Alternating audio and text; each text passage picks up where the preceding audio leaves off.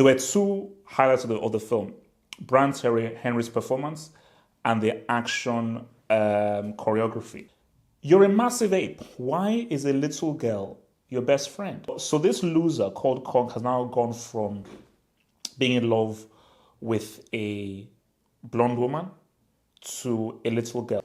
If I was making a Godzilla Kong film, Godzilla would beat the living crap out of Kong. He beats the living crap out of him.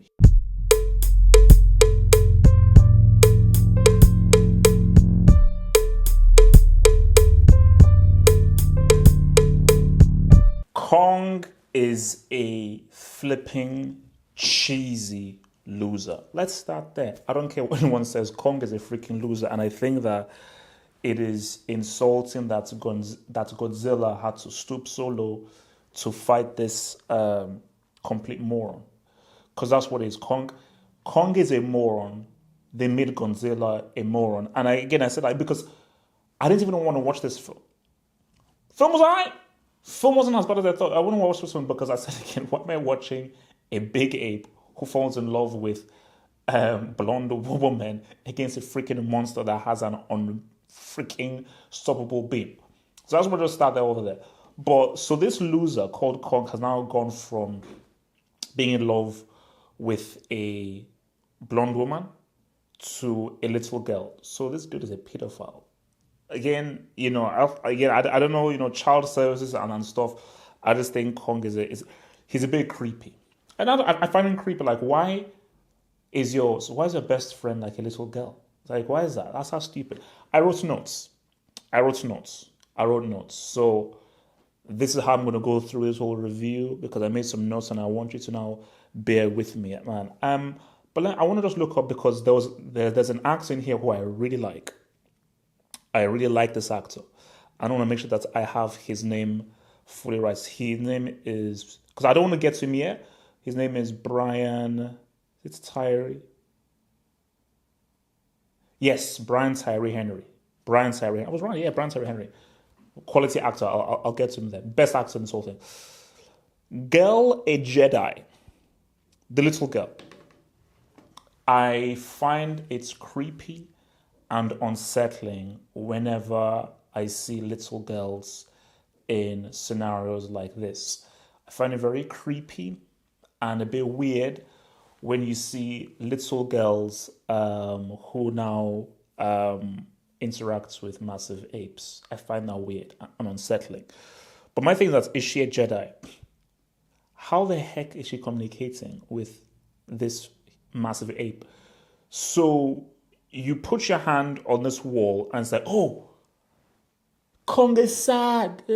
Oh, Kong is unhappy. Kong, go home. I mean, what is it? Because, okay, I get that she's deaf. So she used sign language and so forth. So shout out to sign language, 100%, man. I love that stuff, man. And I actually want to even learn sign language myself because I think sign language is a great way of communicating with people. So I would say we should all learn sign language. So anywhere we're in the world, that should be the universal language. The universal language should be sign language. Screw English. Screw this crap that I'm talking. Universal language should be sign language. That everyone learns. So everyone should learn basics of sign language. So, girl, a Jedi. So, is she a Jedi? Does she have spectral powers? How is she able to touch a wall and figure out the emotions of this giant dumb ape? How so? I have no idea. So that's to say I didn't like the little girl. No, nothing against the little girl. I thought she did a very good job with regards to the acting. I just found her character and her acting unsettling and annoying. And I just think you should call child services. Kong is trash.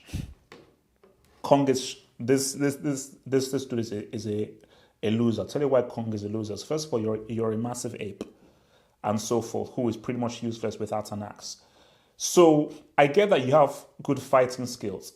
How the heck did you get yourself trapped by these humans and in chains? Why are you walking with these humans? Also, as well, I'm sorry, the optics just looks odd of, the Kong chains, Birth of a Nation. You can connect all the dots. My thing is just, his mannerisms and so forth, the way he's interacting with the little girl. And why you're a massive ape. Why is a little girl your best friend? So again, you're a loser, you're weird, you're cheesy, you know, you act like an odd weirdo, and you're stupid. I don't care what anyone says, you're stupid. So yeah, Kong is trash. Godzilla, stupid. First of all, we're dealing with the greatest monster of all. Okay, Godzilla is the king of all monsters. I don't give a crap whether that loser Kong came out before that trash film called King Kong, where a massive ape falls in love with a girl and climbs up the Empire State Building. You complete utter loser. Why did you make Godzilla stupid? They made Godzilla a freaking stupid idiot. Godzilla has a bit of sense. Don't make him stupid. He has, from the Godzilla films I've seen in Japan and so forth, he's got a little bit of sense. Because I'm sure, because Homeboy got made through nuclear weapons and so forth, and I think that actually helped him to say what's up. So, you making Godzilla stupid really, really annoyed me because Kong is already a dumbo.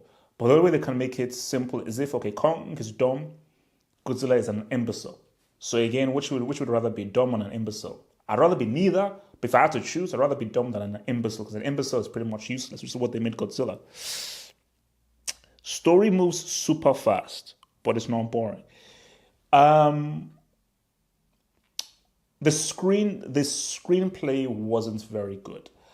And I knew that this wasn't very good when literally, I think it's like the second or third scene, Godzilla just appears and they start fighting. So this was pretty much, let's just create a simple stage and just let these dudes just fight.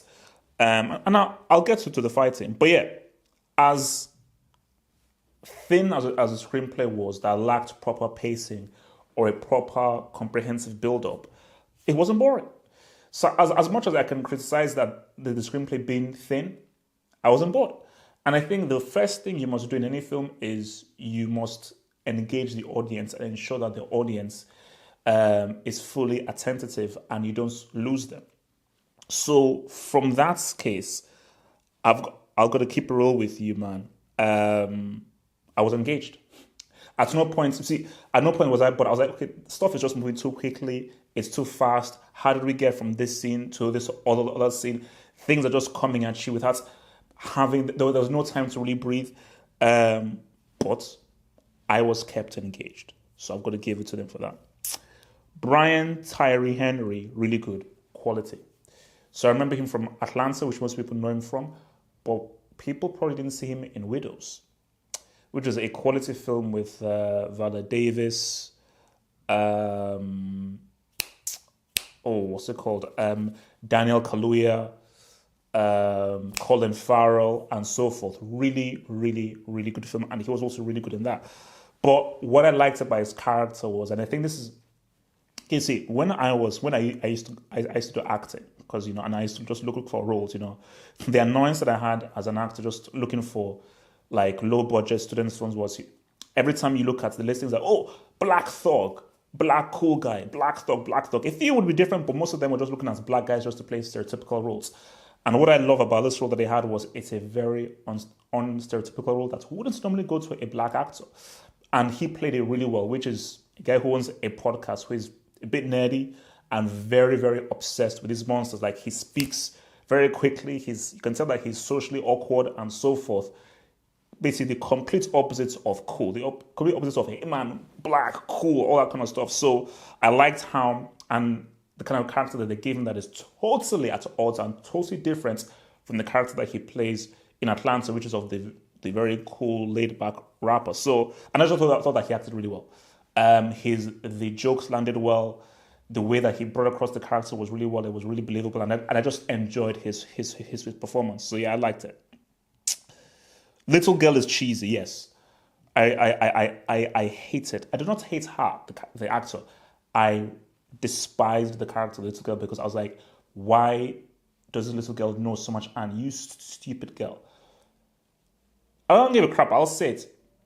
If that girl was black, she's not coming anywhere near that huge ape. I'll keep it real with you.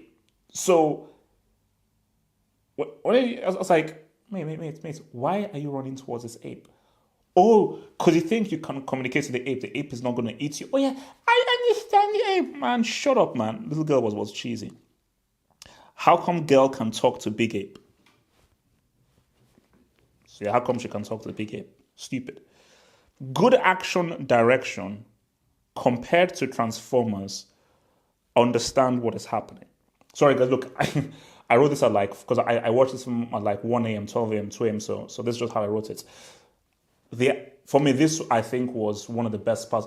There were two highlights of the film: Brian Terry Henry's performance and the action choreography.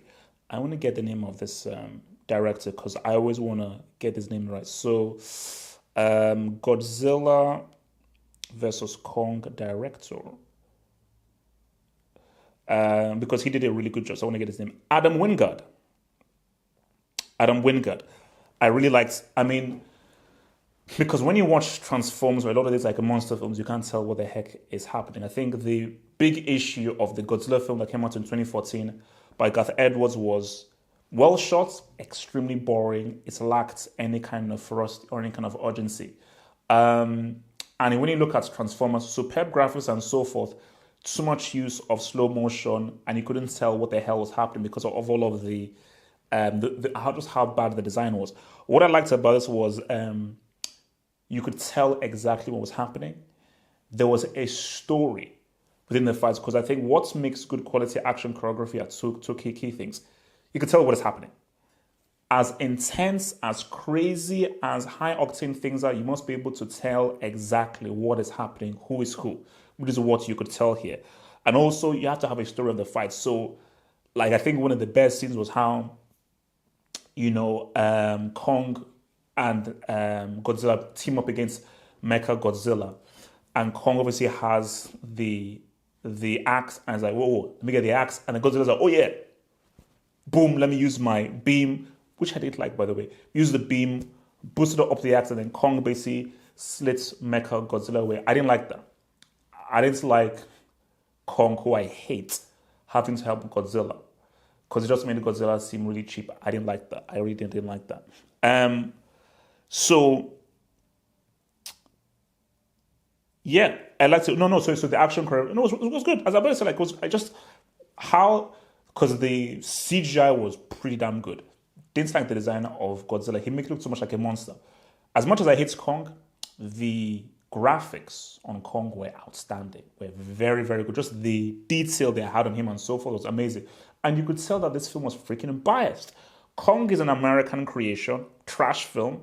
Godzilla is a Japanese creation, much better the design.